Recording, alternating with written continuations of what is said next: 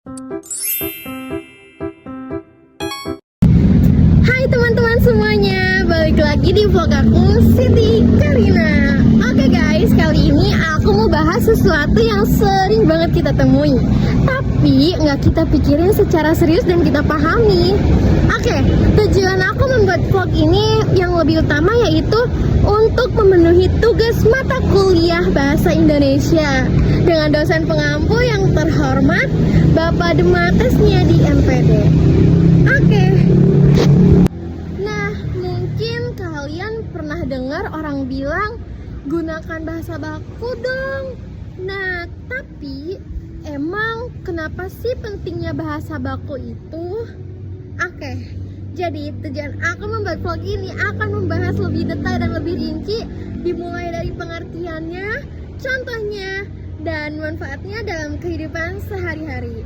Jadi jangan di skip dulu ya, tonton sampai selesai. A few moments later. Jadi bahasa baku itu adalah bahasa yang sesuai dengan kaidah atau aturan resmi bahasa Indonesia, mulai dari ejaannya, pilihan kata, sampai struktur kalimatnya. Bahasa baku biasanya dipakai dalam situasi formal. Contohnya, surat dinas, ketika membaca pidato, dan karya tulis ilmiah, serta acara-acara formal lainnya. Misalnya, kata yang benar itu tidak, bukan, enggak, dan kata yang benar itu saya, bukan gue. Oke. Jadi, tujuan dari bahasa baku itu agar semua orang paham maksud pesan kita dengan seragam. Oke teman-teman, jadi bahasa tidak baku itu kebalikannya ya. Kalau bahasa tidak baku biasanya dipakai di kehidupan sehari-hari kita. Contohnya ngobrol sama teman, di chat, atau bikin caption. Nah, contohnya kayak gini. Lo udah makan belum? Itu contoh bahasa tidak bakunya. Dan bahasa bakunya kayak gini. Kamu sudah makan belum? Kan jelas perbedaannya dari bahasa baku dan tidak baku. Dua-duanya bisa dipakai tapi sesuai dengan situasi yang berlaku. Kalau yang pertama cocoknya untuk kita ngobrol sehari-hari sama teman yang dekat sama kita, dan kalau yang kedua cocok untuk teman yang mungkin dari luar negeri yang baru, ya dari luar negeri, atau teman-teman yang baru kita kenal di pertemuan nasional gitu. Jadi intinya bukan masalah benar atau tidak benar, tapi soal di mana dan kapan kita pakainya. Karena bahasa itu hidup, tapi harus tahu aturannya agar komunikasi tetap sopan dan tetap jelas. Bro, lo udah ngumpulin tugas belum? Belum sih, tapi bentar lagi aku kirim email ke dosen. Ya udah bro, cepetan, ntar telat lo gimana? Selamat sore Ibu, saya sudah menyelesaikan tugas yang Ibu berikan dan saya akan segera kumpulkan lewat email Ibu. Terima kasih Ibu.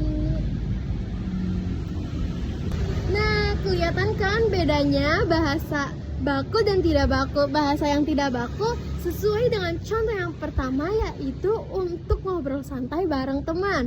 Sedangkan contoh yang kedua, bahasa baku untuk situasi formal, cara chat ke dosen atau ngobrol dengan dosen. Sekarang, kenapa sih bahasa baku itu penting banget? Oke, karena bahasa baku itu membuat komunikasi menjadi lebih jelas dan mudah dimengerti oleh siapapun dan dari manapun. Indonesia mempunyai 100 puluhan bahasa daerah. Oleh karena itu, bahasa baku menjadi jembatan pemersatu kita semua. Selain itu juga, penggunaan bahasa baku nunjukin kalau kita menghargai bangsa, karena itu termasuk identitas negeri kita. Jadi, penggunaan bahasa yang baik artinya menghargai budaya Indonesia. Oke guys, aku kasih tips ke kalian agar kalian bisa pakai bahasa baku. Yang pertama, gunakan KBBI online agar ketika kalian ragu. Yang kedua, biasakan tulis caption atau tulisan formal menggunakan bahasa baku. Yang ketiga, latihan nulis pesan dan tugas menggunakan bahasa baku. Aku jamin ketika kalian membiasakannya, kalian akan makin lancar dan alami. Jadi kesimpulannya, bahasa baku itu penting buat kita pakai komunikasi secara formal. Sedangkan bahasa tidak baku itu cocok dipakai dalam keadaan situasi santai, ngobrol dengan teman atau kerabat terdekat kita.